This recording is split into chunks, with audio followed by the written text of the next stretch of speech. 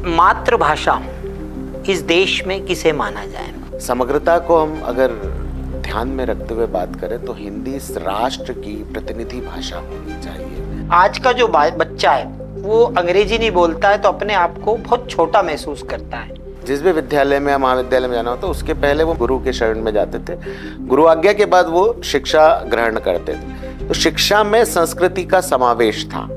आज शिक्षा से संस्कृति ही गायब है। अतिथि देवो भव, मगर वर्तमान में ये बदल सा गया है। वहां लिखा रहता है कुत्ते से सावधान। कहते हैं ना, बदलते भारत का ये स्वरूप भी हम देख रहे हैं कि जहां अतिथि के आगमन पर पहले खुशियां मनाई जाती थी, आजकल अतिथि कब जाओगे जैसी फिल्में बनने लगी है। इतना विखंडन आ चुका है कि पिक्चरों के माध्यम से भी दिखाने लगा कि अतिथि आप पर बोझ होता है, जबकि हमारे यहाँ अतिथि देव की परंपरा है। पानी आला पानी बाबा आजा, ककड़ी भुट्टे ले आ। तो ये हमारे यहाँ क्यों सिखाया जाता था? प्रार्थना थी वो हमारी कि पानी को, बरसात का आमंत्रण कर रहे थे क्योंकि हमें बारिश की आवश्यकता है। और हमने बच्चों को क्या सिखा दिया? Rain rain go away. हम यही कहते हैं ना, प्रकृति प्रार्थना सुनती है, प्रकृति देवी है, तो उसने सुना है कि rain rain go away. Jantar Mantar में तो देखा कितने छोटे बच्चों ने कितनी अभद्र भाषा का उपयोग किया।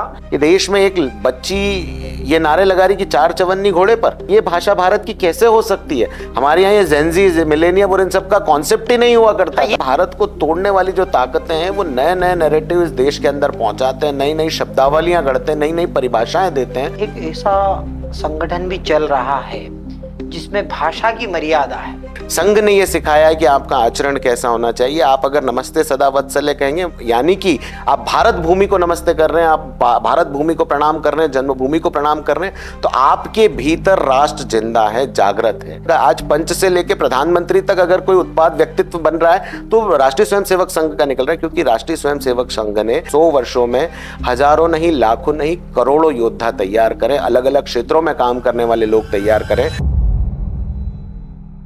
भाषा सिर्फ शब्दों का समूह नहीं होती।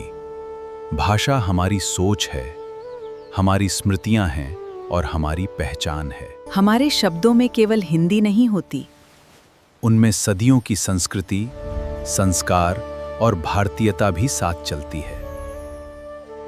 भाषा से संस्कृति तक, संस्कृति से पहचान तक और पहचान से भारतीयता तक। डॉक्टर अर्पण जैन, अविचल।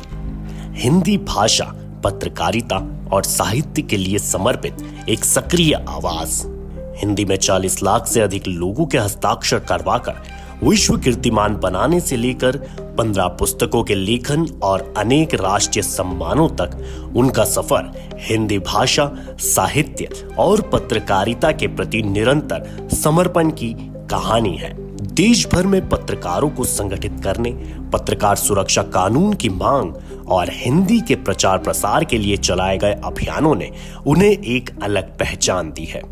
आज वे देश भर में हिंदी आंदोलन का नेतृत्व करने वाले हिंदी योद्धा के रूप में पहचाने जाते हैं। 15 अगस्त के इस विशेष अवसर पर राजीव टाइम प्रस्तुत करता है एक विशेष संवाद। आजादी के अमृत भाव और मातृभाषा के सम्मान को समर्पित इस विशेष पॉडकास्ट में आपका स्वागत है।